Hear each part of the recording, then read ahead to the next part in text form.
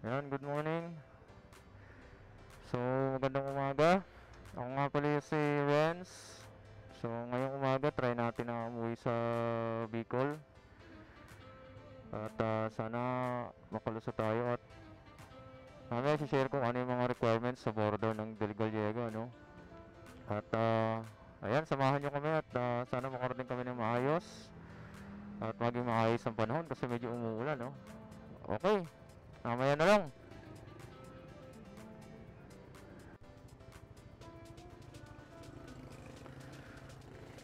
Tayo sa Binangonan. Ganda ng weather. Medyo maulan. Medyo maulan. Pero okay lang kasi malamig. Malamig sa pakiramdam yung biyahe natin. Huwag lang lumakas.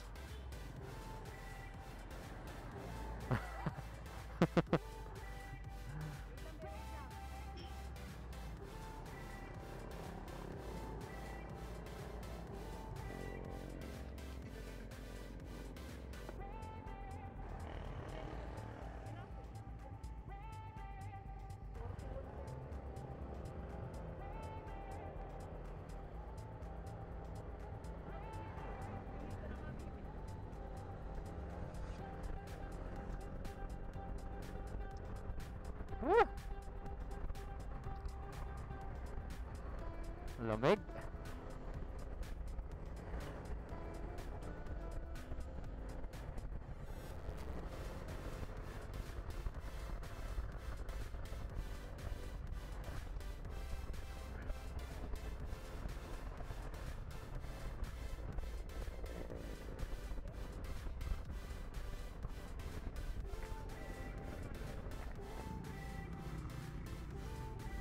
Overlooking.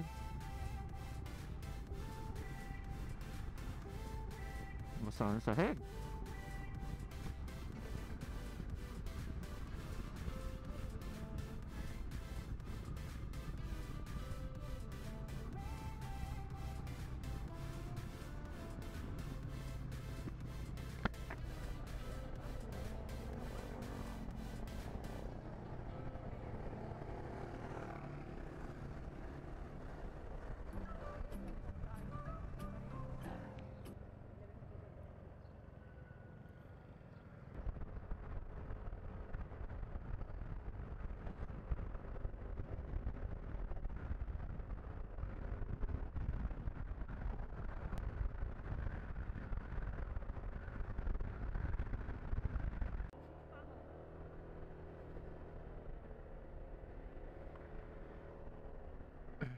Ayan. So, time check. 7:56. Nice. Naka-racing suit si Kuya.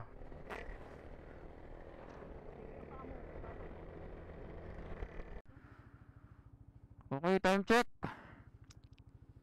9:43. Lukban, Quezon na tayo.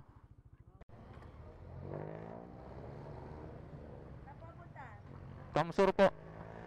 Kamsur. Sa Kamsur. Opo. Mag-ano kayo? Sarap ng kalsada dito. Lukban, Tayabas, Diversion Road. Smooth.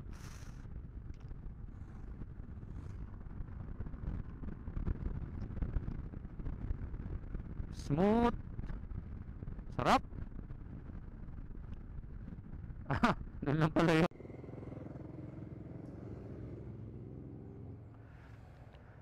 Okay. Time check, 11:07. Dito na tayo sa Old Sigsag Road. Old Sigsag Road. Okay, check natin. Kumusta ang Old Sigsag Road? Kumusta ang daanan sa Old Sigsag Road? Check natin. Tara. Dahan-dahan ka ha. Tara, tara.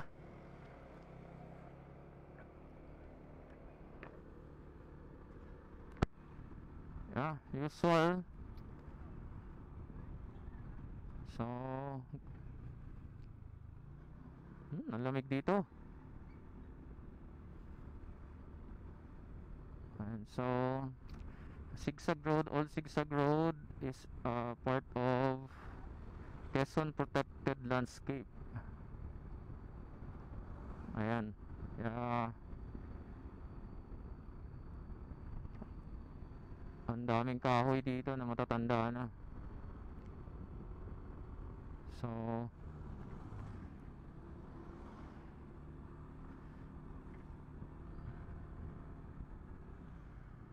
check natin Old Sigsag Road.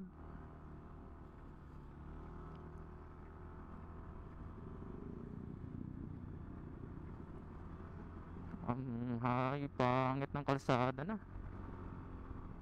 Oh, bako.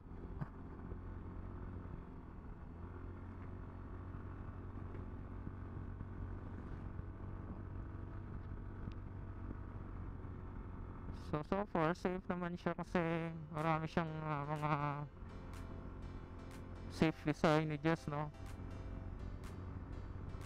Lalo to mga reflectorized na mga signs para hindi ko dumiretso sa baba.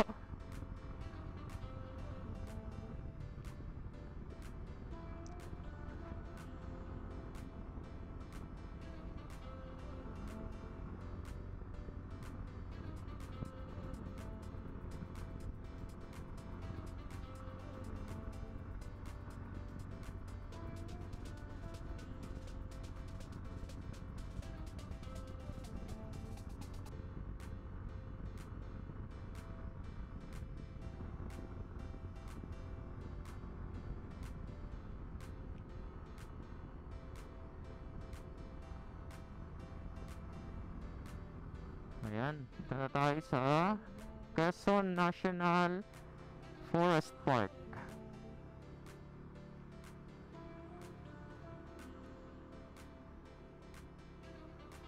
Nakakapanibago, walang mga ano ngayon.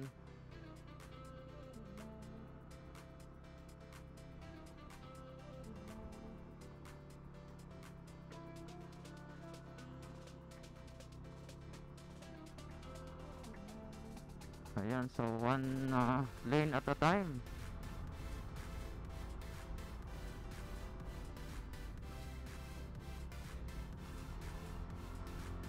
May barya ka?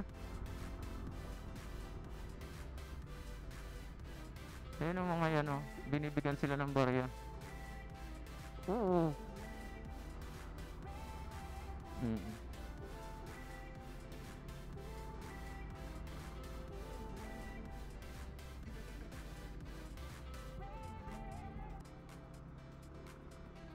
Okay. So, picture tayo dyan. Ayan. Daming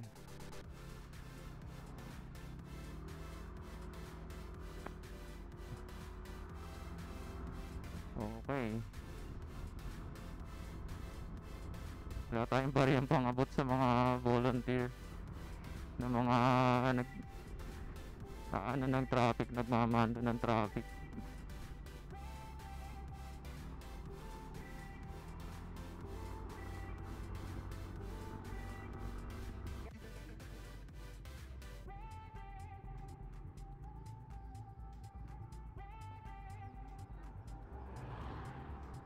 Tara.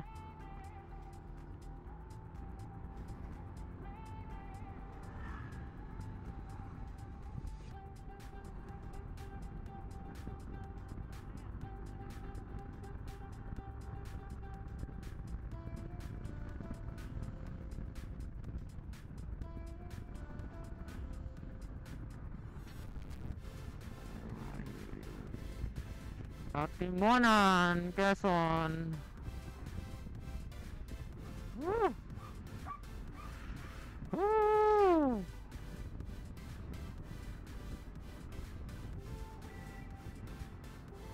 Sarap malumlub-lub sa dagat.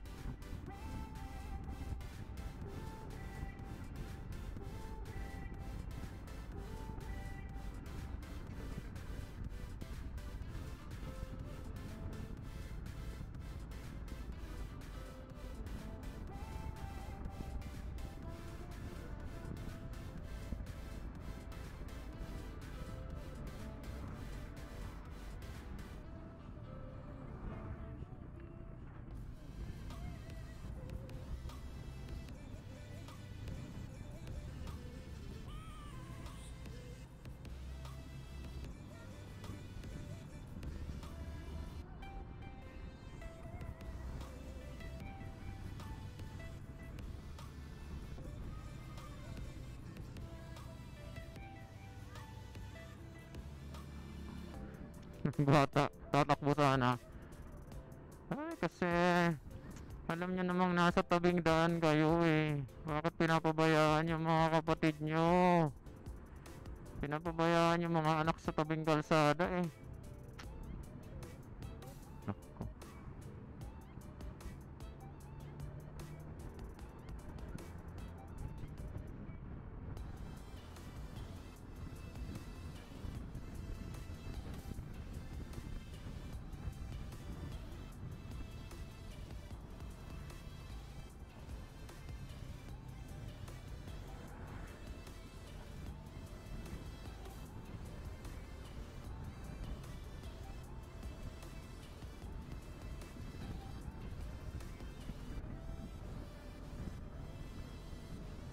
Mm-mm.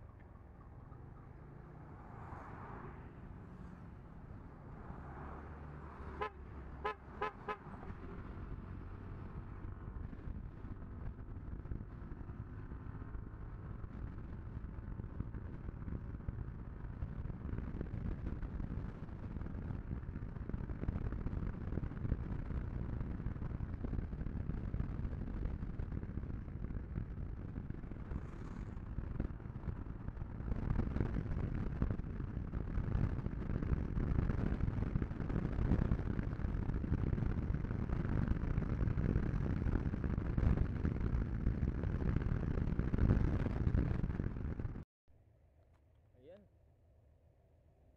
So, dito na tayo sa Tabogon, Camarines Norte, no? Yung dati busy rin tong lugar na to, pero ngayon, naku, wala oh.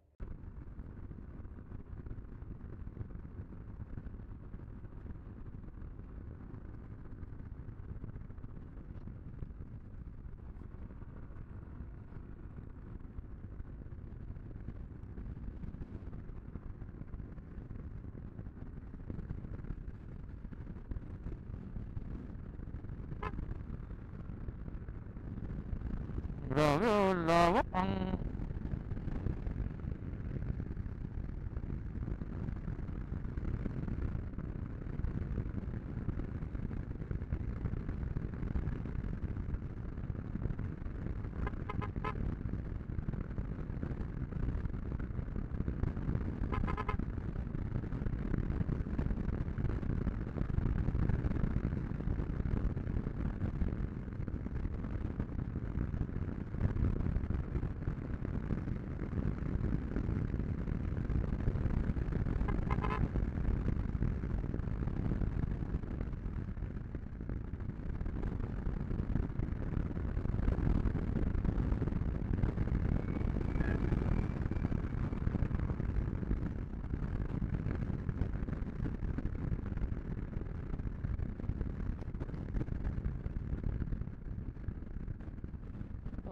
Okay, tayo sa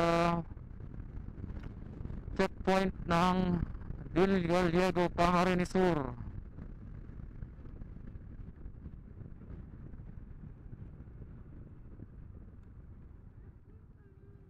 Okay, sir. Pasa kayo papunta? San Jose po, sir? Ha? San Jose? San Jose, may short test kayo. Antigen po. Antigen, titingnan ko. Opo. Stand mo naman, stand mo. Ang pagkakaalam ko eh, kailangan pang hahanapan tayo ng ID dyan. So, tingnan natin kung ano ang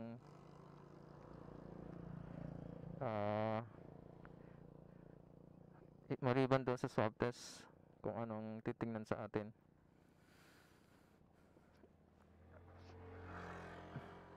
Okay. So,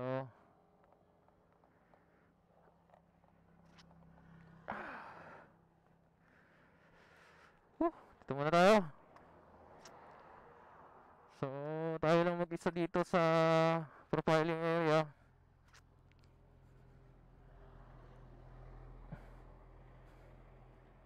So,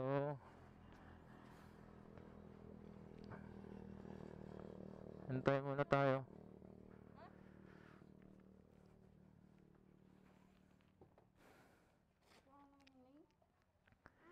Profiling.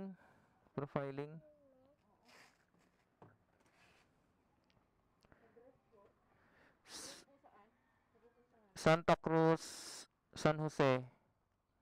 Camarines po.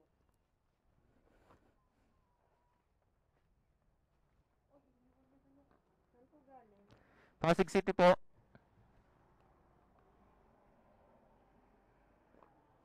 Di ba tinatanggal pa yan? Ba't tinatanggal mo? Anong brand model ng motor? NMAX po. Isa lang po gamit niyo? Isa lang po. Anong kulay? Silver, matte silver gray po.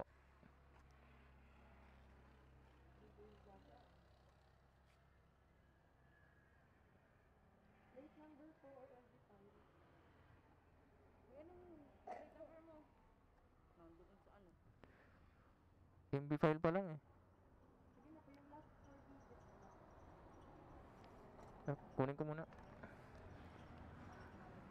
Picturean mo na lang. Yung cellphone. Okay, so papansin nyo, no, sa isang tinatanong, no, yung lugar na pupuntahan mo, tapos saan ka galing, anong sasakyan na dala mo.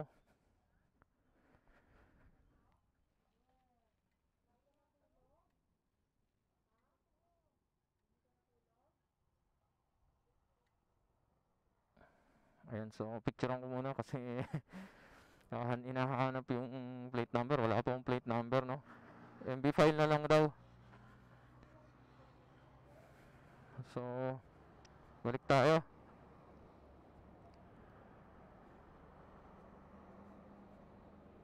Last 4 digits. Saan yung Itong natin. message? Ay, yung ito. Ah, 9971. Yung last 4 digits ko, 9971 po. 9971. Ay, di, kunin mo na. Tama na ako. Dapat ikaw naman mag-drive. Ha? Tutulog ka pala. Dapat di ka natutulog. Hindi ko makita yung mga magagandang tanawin.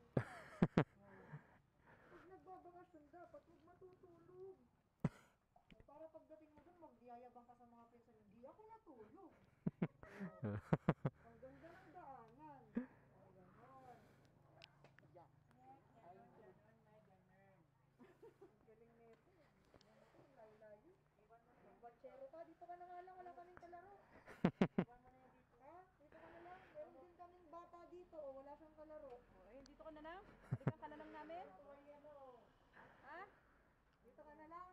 Ay, malapot po ako. Ano po? Pag dahil po ng swab test, dahil makakalaog po hindi sa Nakakalog pa din po, pero kung tatanggapin ka mo kang San Jose, tapos ika-quarantine kami 14 14 days po.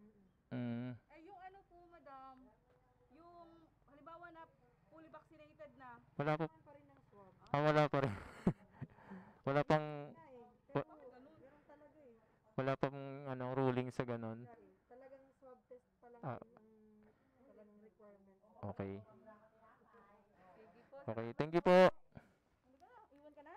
Dito ka na lang ah. Walang kalaro yung bata namin. Okay po. Thank you po. Thank you po. Ingat po. Happy Father's Day po pala sir. Ay, thank you po. Sabi mainit na yun. Di na mainit. Ayan, so kung wala kayong swab test pagpasok nyo, so sabi ng profiler, makakapasok kayo dun sa area na gusto nyong puntahan. Kaso, kung kayo ay i-accept o tatanggapin ng ah tatanggapin ng lugar na pupuntahan nyo. Halimbawa sa lugar namin, no, kung tatanggapin ba kami ng Kamsur, ng Santa Cruz, okay. Pero ang sabi ng profiler, no, so need tatanggapin kayo, pero kailangan nyo mag-quarantine for 14 days kung wala kayong swab test.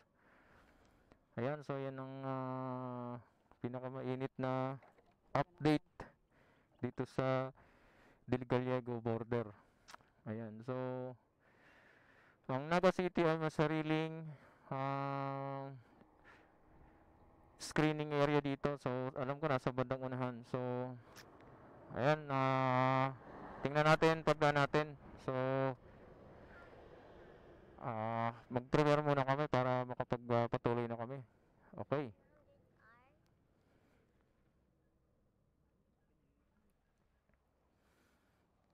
Anong tingin na lang, dear? Pag pinaiwan ka, Ay, hindi na.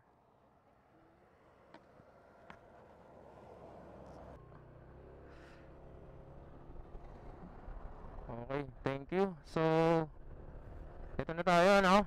So, para sa mga Naga City bound travelers, ito yung inyong, dito kayo haharangin dito sa kanilang forward control point dito. So, hindi natin alam kung paano yung kanilang process dyan sa kanilang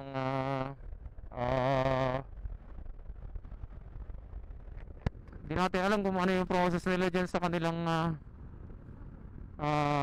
screening area, no? So, pero para sa mga papasok ng Kamsur, no, maliban sa Naga City, so kailangan yung ng swab test at saka ng acceptance letter or proof of residency na kayo ay taga roon sa lugar na inyong pupuntahan. At malinaw naman dun sa sinabi ng profiler, kapag wala kayong swab test, tatanggapin pa rin kayo, papapasukin pa rin kayo basta meron kayong certificate of acceptance o letter of acceptance sa lugar na pupuntahan ninyo. Pero pagdating doon, kayo ay magma-mandatory 14-day quarantine. Ayan, so as of June 20, ano, yan ang pinaka latest na on the spot na requirements sa Del Gallego border ng Camarines Sur. So, ngayong nasa ilalim yata ang Kamsur ng GCQ, ano, from MGCQ, medyo naghigpit. Okay, so maraming salamat at nakapasok tayo. Ngayon ilang oras na lang bubunuin muna pa natin para makarating tayo ng ating lupang sinilangan sa San Jose. Alright, so time check 3:53. Mukhang